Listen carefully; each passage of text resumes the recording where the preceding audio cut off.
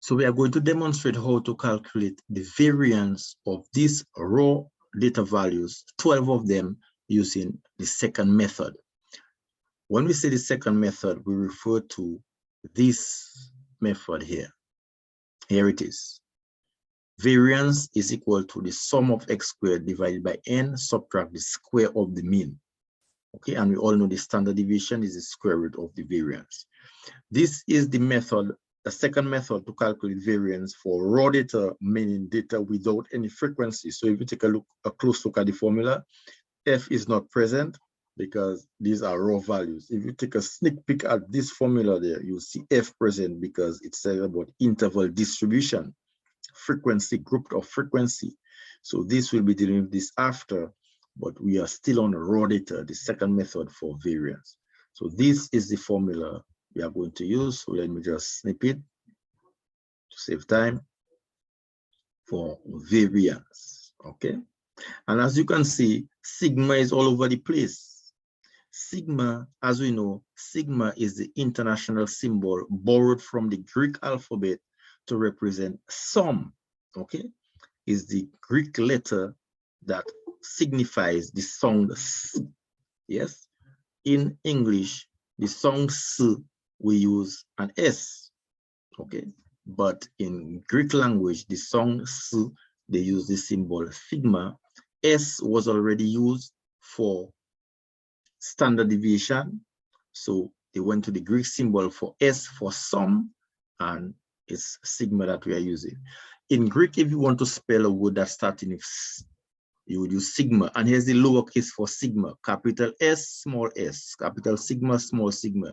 And just a reminder, could you all recall when you all needed to you know, spell statistics using the Greek in Greek?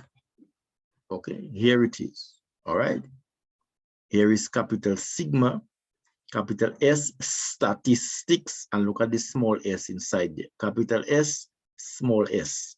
Okay, so here is statistics in Greek, here's statistics in English, capital S, small s, there's a third s, so that looks like another type of s in Greek. So probably this is where we got our s, because if we look at our s, it almost looks like that kind of a s.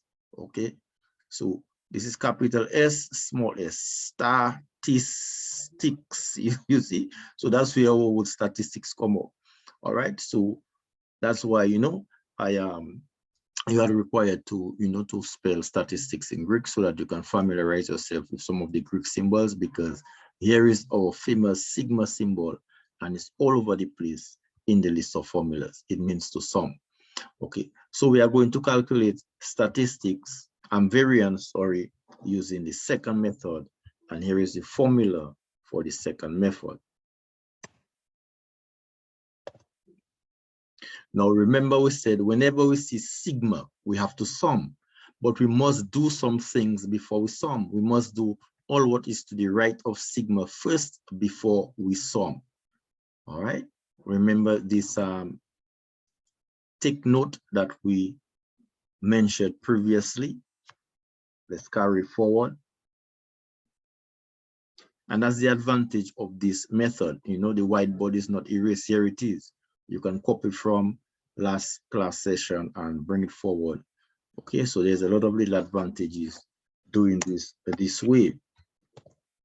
Remember, whenever you are confronted with sigma, okay, means to sum, you must complete all what is to the right of sigma first before you sum.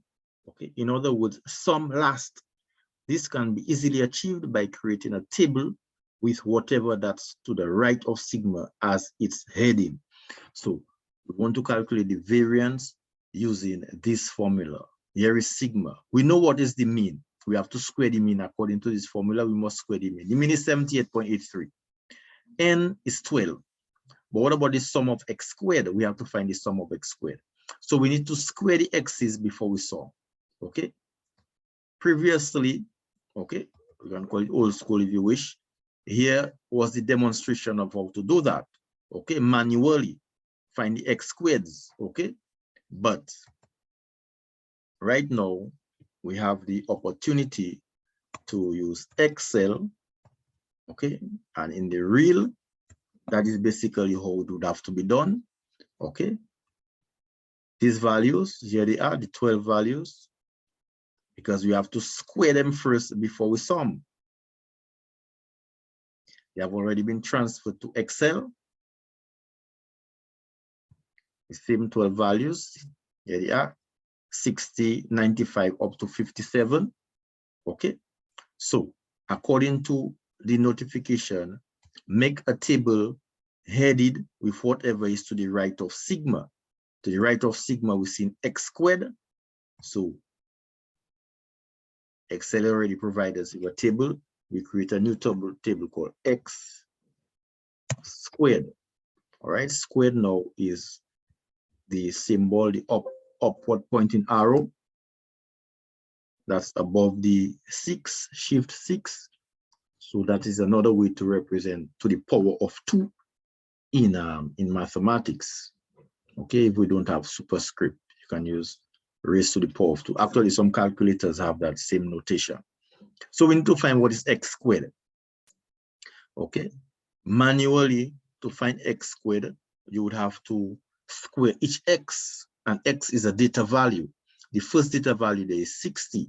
So manually you will see 60 times 60, or 60 squared, 60 raised to the power of 2, bam, 120, okay?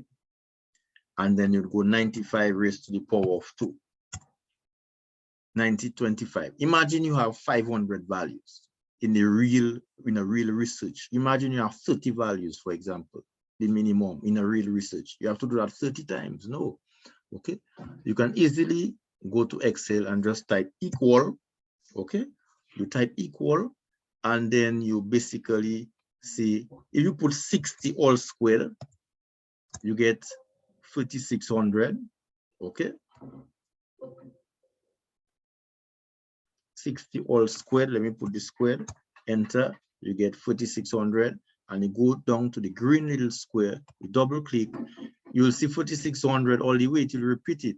For it not to repeat what you just did, you have to indicate to Excel where you got that 60, A2. So you just type equal A2, because that's where the 60 is in my Excel spreadsheet, A2 squared, okay?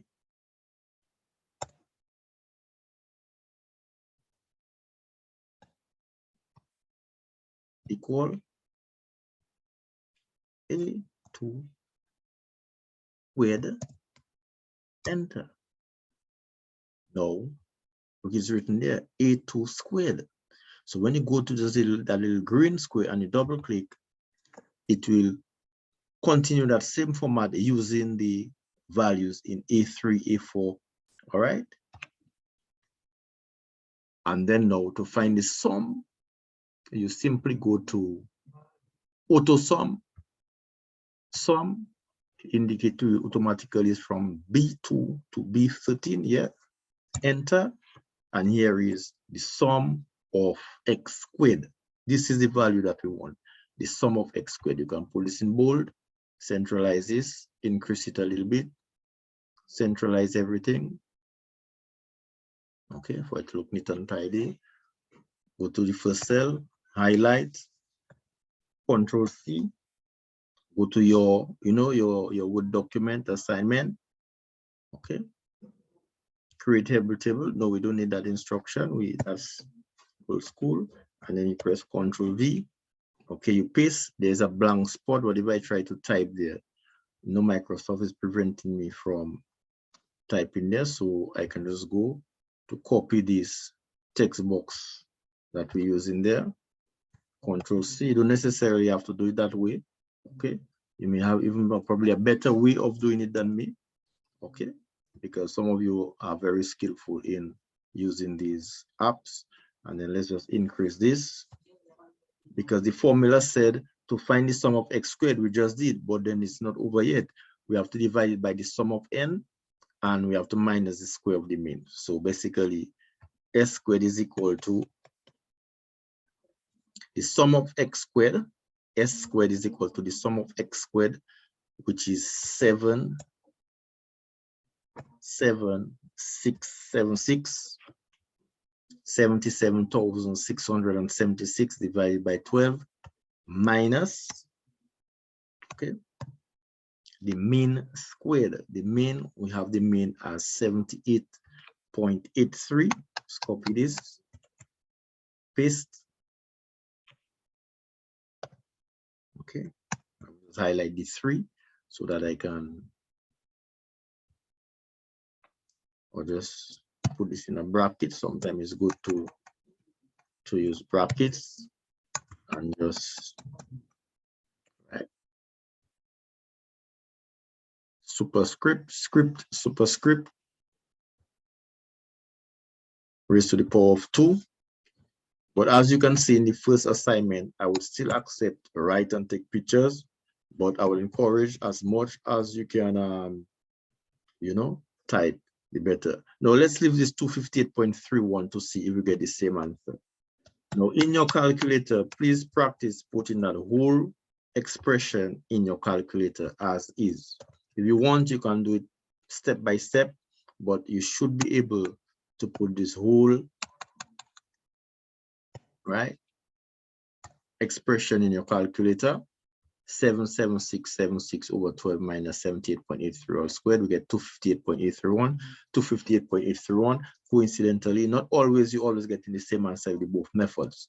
Depending, you might get different, slightly different values because of the rounding off. But for this, coincidentally, we get the exact same value. And this standard deviation is the square root of the variance. And here you have it. Therefore, the average dispersion spread or difference between the values, between the data values, is about 16.